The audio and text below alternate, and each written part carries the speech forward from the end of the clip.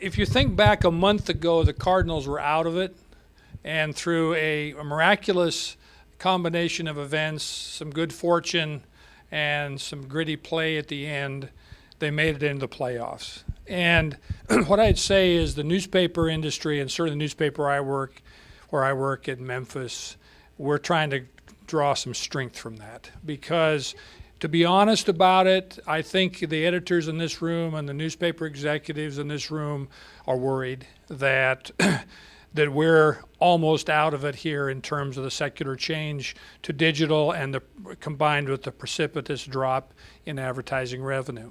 I want to set the stage a little bit about where the comeback is going to be here, I think, in Memphis by telling you just a 30-second history of the commercial appeal, where we were, where we are today, and then we're going to get to where we hope to be. The commercial appeal is the oldest continuously operated business in Memphis, Tennessee. It's about 170 years old. It started before the Civil War. During the Civil War, the publishers dragged the press around on a wagon. They were a very strong Confederate newspaper at that time, and they kept publishing through the Civil War on the back of a wagon. They used wallpaper for newsprint and shoe polish for ink, and that's the way they got the paper out. As recently as 5 years ago, the commercial appeal was an extremely profitable, I didn't say obscenely, I said extremely profitable newspaper for Scripps. We were making in any given year more than $60 million in profit on sales of in excess of $150 million to $200 million. So high dollar volume, high profitability. This year, so let's go back 5 years, roughly, let's just, for practical purposes, let's just say we had $150 million in revenue, $60 million in profit. This year, 5 years later, we will have about $60 million in revenue and $5 million in profit. Next year, if we didn't change anything in Scripps, more than half the Scripps newspapers would not make money, despite the fact that we've cut our newsroom by 100 people, we've cut our circulation by 100,000, and we've cut our overall staffing in half in 5 years. And with all of that, if we did not continue strenuous cost control, most of the papers and Scripps would still not make money. So that's the environment in which the oldest newspaper, the largest business in Memphis is operating in. So it's not an experiment per se to say that we have to find a different business model. It's an absolute requirement for the future of journalism. And I say all these things on the business side with this in mind. The whole purpose of the newspaper and my interest in this project has nothing to do with the technology per se. It has nothing to do, frankly, with the Scripps stock price. It has nothing to do with the fact that I think that if I grew up in the newspaper business and my brother and I own a little newspaper in Wyoming and I have a very soft spot in my heart. It has all to do with the fact that this country right now needs journalism more than it's ever needed it. The fact that you have an honest broker, a power broker who can play in the arena against big business and big politics has never been more important. Unfortunately, we have never been in a more weakened state. So that's the reason we have to find something new that will save our business, frankly, and save journalism. The promise of digital, what led us to Guy, who actually I met at the University of Missouri a couple of years ago as an early Digital Publishing Alliance meeting. The promise that Guy has offered to us and that we've worked with Guy is really this. It's that you can do basically three things. You can reduce the cost of print and delivery of the newspaper, frankly, because that's now the biggest fixed cost after staffing. It's the fact that you have ink, paper, trucks.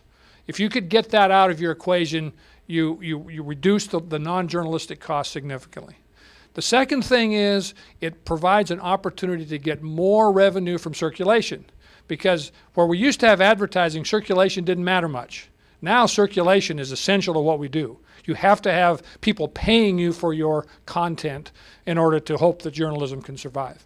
And thirdly, and this is the most important, just maybe, just like the Cardinals, we may have hit the consumer market with a paid digital strategy at a time when the consumers of this country are ready to pay for what we do journalistically on a digital device. That's really where, that's the bet we're making. Don't know if it's true, but we hope it is.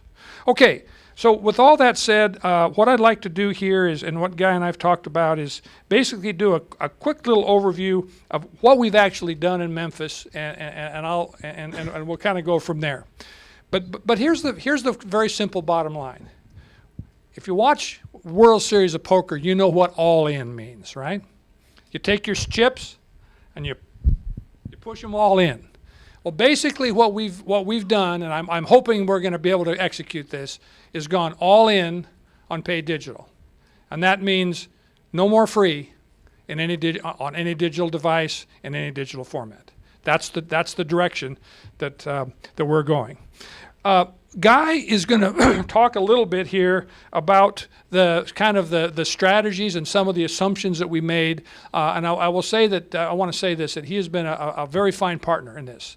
He's been a really valuable person to help us think through a digital strategy in a news organization, frankly, where that's not our strength. We don't know that much about digital, and we shouldn't say that we do. But Guy does know a lot about digital, and I'm going to let him kind of walk us through a little bit about some of the strategies and the challenges that he faced. Okay? Great. Thank you, Chris. As Brian said, I am the Forrest Gump of digital publishing. I worked on the launch of nytimes.com. I worked on the launch of the digital edition of New York Times. I worked on the early stages of the Barnes & Noble Nook reader. So I know what worked and I knew what didn't work. And coming into this project, it was making a lot of calculated guesses based on some history. I like this slide. It's a Sun Tzu quote, and talks about strategy without tactics is the slowest route to victory. Tactics without strategy is the noise before defeat. What I saw in the industry was a lot of publishers kind of chasing shiny objects, saying, I need an iPad app, I need an iPhone app, without really a strategy that tied together. When Memphis, actually my very first project with Memphis was initiated by Chris, and he understood the importance of digital, the importance of digital distribution, and he knew about the transition that you were going to go through. So I wanted to start this out by saying we started out very much with a strategy. I'll walk you through the strategy. We designed products. The products were very specifically designed to execute that strategy, and then you can see some of the thinking behind why we did what we did. Chris, do you want to talk about? Well, just very, very quickly, when we were first thinking about what we ought to do as a newspaper, we said, well, why would we want to go down this paid digital model right now? And of course, the big thing that's helped us is what? iTunes. iTunes helped us because we launched in the newspaper industry, of course, very robust, large, free websites.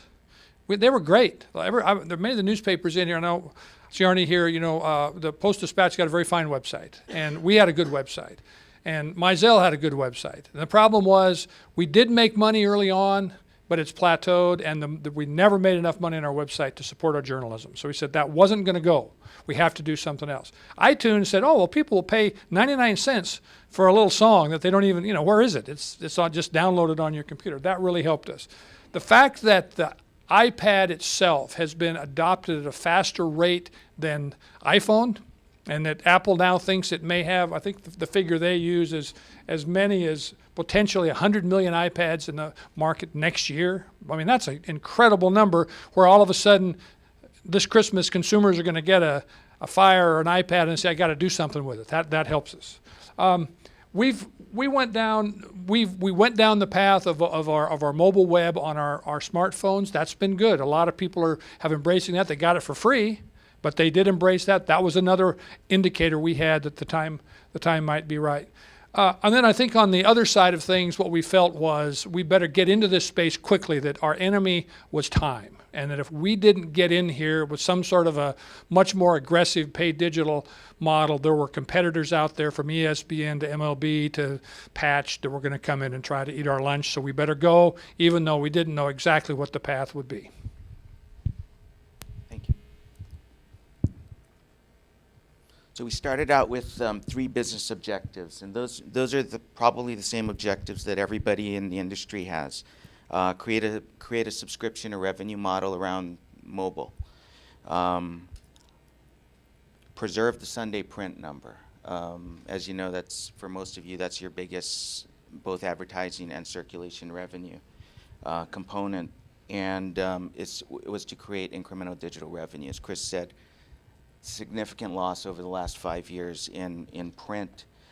We wanted to try some way, shape, or form replace not so much the revenue, but more the bottom line, the profit. Digital is definitely more high margin business than print. The parameters that we had to work within, we needed to create a solution that worked for the entire Scripps organization. What was interesting is the commercial appeal is the biggest in the Scripps chain, which meant they had more IT, more editorial, more all kinds of support. If we created a strategy that worked for them, it wouldn't have worked at any of the other Scripps properties. Needed to be a long-term solution, so we needed to think beyond just the next few months. We wanted to create more than just a news app. As Steve said in his earlier presentation, most news apps are really an extension of the web. It's RSS driven. It's a lot of the same content. So in order for us to create a premium experience, we wanted to include a lot more things than you see on a traditional news app. We wanted to maximize the features of the device. The iPhone has a much more of a portable snacking sense. The iPad was more of a laid-back, more immersive experience. So we wanted to create different experiences there. And the solution needed to be flexible. The challenges that we had, and remember this, we launched the project the day after Labor Day last year. So there were a lot of unknowns. Good news, bad news is that it was Memphis. The good news was that Memphis was not a city that everybody came running to with their new technology solution. The bad news is it wasn't a city of high technology adoption, and it didn't have a lot of wealth. So we didn't know what a digital strategy could do. The technology was moving really fast. When we kicked this off, the iPad was 4 months old.